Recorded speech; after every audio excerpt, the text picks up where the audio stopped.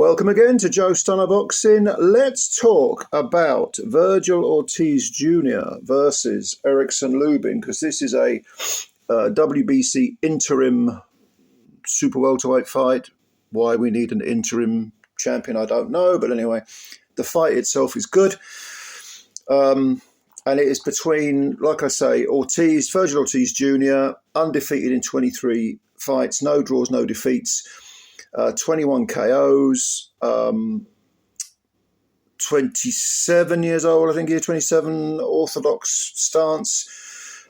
Very much a front-footed fighter, aggressive, highly aggressive, likes to sling punches like they're going out of fashion. Doesn't do anything spectacularly well, but does everything well. So his footwork isn't, really fast, but it's good. He cuts the ring off very well. And when he gets anywhere close to you, he is throwing punches. Definitely not a counter puncher, put it that way.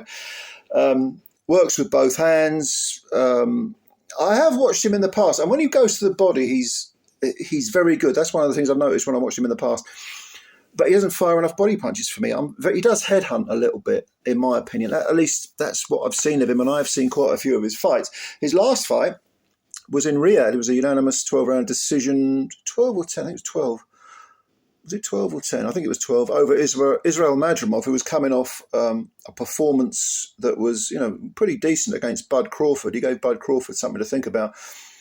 And I thought Ortiz Jr. won that fight, 116, 112 maybe, but I think a couple of the judges had it closer. But he did win it, in my opinion anyway. He did win it. He also had a majority decision against Serhij Boachuk. That was in 2024. The Madrimov fight was earlier on this year, about February, March this year.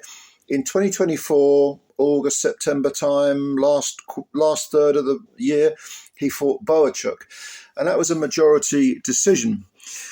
And that was when he won this interim belt. But here's the thing. He was on the floor in the first round and the 8th round against Boachuk.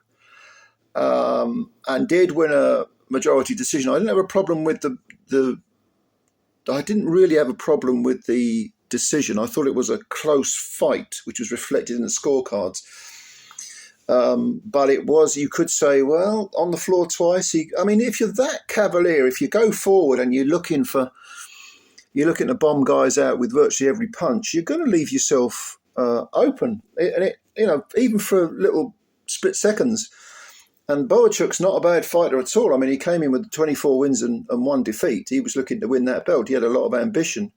And he almost got the job done, the Ukrainian fella. A good fighter. He's since lost to Brandon Adams, by the way, Boachuk. But I'd say that Ortiz deserves some credit for surviving the knockdowns, coming back and winning in a tough fight, especially as he was coming off 2 one-round blowouts over Thomas Delorme and Frederick Lawson. They were both kind of feeble fights, really. You're not going to learn anything from being in there for 2 and a half minutes. Okay, it shows he's got power. We knew that anyway. 21 KOs and 23 wins. Now Lubin is a southpaw, and offhand, the only southpaw that I can remember seeing Ortiz fight was Michael McKinson. And that was in 2023 or 2022. I can't remember offhand. But McKinson was undefeated at the time in 22, and he gave Ortiz something to think about. He was on the floor a couple of times. It was the 8th, and then I think got stopped in the 9th round. He was on the floor then and possibly in the previous round. But for as long as it lasted, he was giving Ortiz plenty to think about with that slick southpaw style. And he I think the pressure got to him, because Ortiz Jr. does cut the ring off very well. And like I say, the sheer output, I think, eventually caught up with McKinson. He got stopped in the 9th round. It was a 12-rounder. And also another good win for Ortiz would be Kavaliauskas, Egidijus Kavaliauskas, I think is that the guy's name. he stopped him in 8 rounds, and he's a tough guy as well. He had quite a flashy record at the time. Yeah, he also got a win over Maurice Hooker. That's going back to like 2021 maybe. And Hooker Hooker likes to have a punch up. He's got some good slick skills, but he likes to have a row. And against Ortiz, you're probably going to come off second best. And he got stopped in 7 rounds. He was on the floor before that as well. So, you're talking about a guy with good names on his record, very, very good names. And like I say, he's 27, 28, I think. He's probably in his prime. He's probably as good as he's going to get. Now, if you look at Lubin's older, he's 30. And he's had a long career. Southpaw, I think he's from Florida. Might be wrong about that, but he's had a couple of setbacks because he's got 27 wins with 19 KOs, two stoppage defeats and no draws. And the first defeat was back in 2017, would you believe, against Jamel Charlo. And this was for the WBC super-welterweight title. He got knocked out in a round. That can happen. You get tagged early, you get caught early, you get caught cold. That can happen. And he got knocked out quite badly, actually. And everyone thought he would give Charlo a good fight. He just got tagged, that's all. But then he came back. He had wins over a very, very past it Aisha Smith.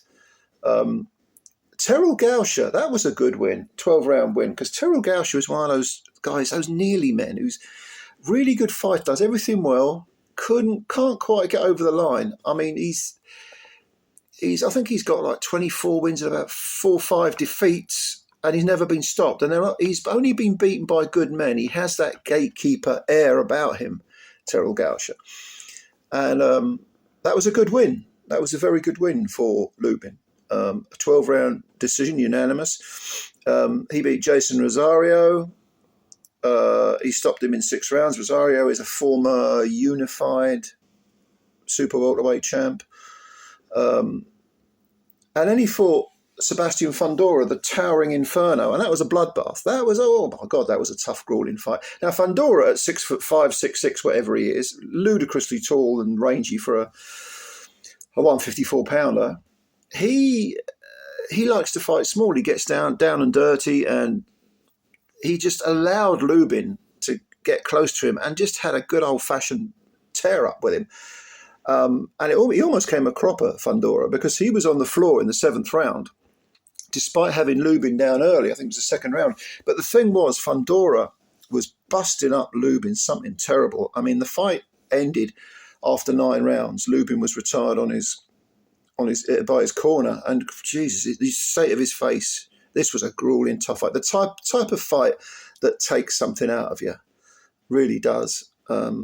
But again, he came back, beat Luis Arias, stopped him in 5 rounds. His last fight was against Adriel Holmes. He stopped him in 10th or 11th. It was a late stoppage. That was a good win. Adriel Holmes was very disappointing. He was undefeated in 17 wins, but he fought with no great confidence. And Lubin kind of had his way with him for the entire fight. And it looked to me like Holmes just mentally quit, sort of thing, but was stopped in the 11th. But he was an undefeated fighter. That's a good win for Lubin. Now, Lubin, as a southpaw, he likes to come forward and have a row, as the Fundora fight showed us. And against people like Holmes, certainly Fundora, the Gausha fight was another one. He's aggressive. He likes to come forward. He's got the southpaw style, but as we said with Ortiz Jr., he can leave himself open. He got caught by Charlo, knocked out in a round. I do worry about the amount of miles on the clock with Lubin, because those grueling fights, like I say, they really, really take it out of you. And in fact, Lubin has been a professional for 12 years. He hasn't been particularly active, but he's had, 12-round decisions. He's suffered two bad knockouts. I mean, the one to Fundora was far worse than the Charlo one. The Charlo one was more embarrassing because he got blown out in a round. But so what? Okay, you get concussed. You get, it takes a while to recover. but you haven't taken a sustained, grueling, grinding beating that really takes years off your career. And even though he's come back with 3 decent wins, 2 of them stoppages, I mean, also his last 2 fights, Lubin, were against undefeated fighters, because Jesus Ramos Jr., he won a 12-round decision over him. That he was unbeaten in 20. So you can't knock the guy for coming back. I mean, he's got that bounce back ability, if you want to call it that. But I do wonder, and also stylistically, I don't think he can box on the back foot with anything like the success he has on the front foot.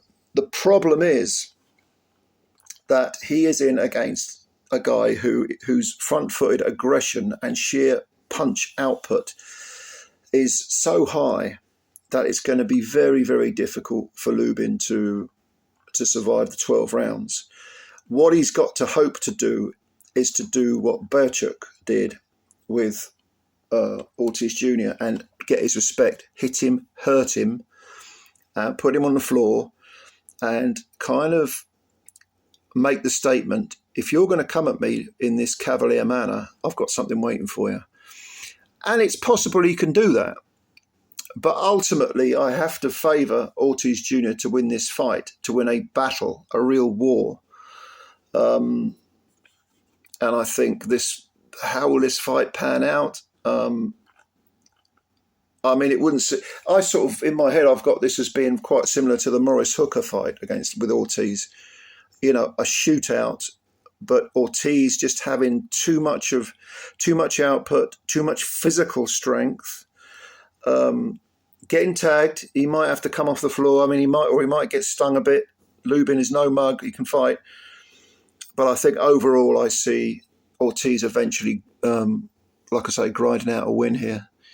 I think it's quite possible that Lubin might be retired on his stool, or the referee will jump in and stop him on his feet. I see Ortiz winning in about 8 rounds. I think he'll stop him in about 8 rounds. So that is my take on things. I don't know what you think. If you agree, comments below. If you don't agree, that's fine. Give me your reasoning down below. If you like this video, hit the like button. And of course, if you're new, subscribe to the channel, because we have videos every day for you. Spread the word about Joe Stunner Boxing. Thank you very much, ladies and gentlemen. I'll catch you later, and bye for now.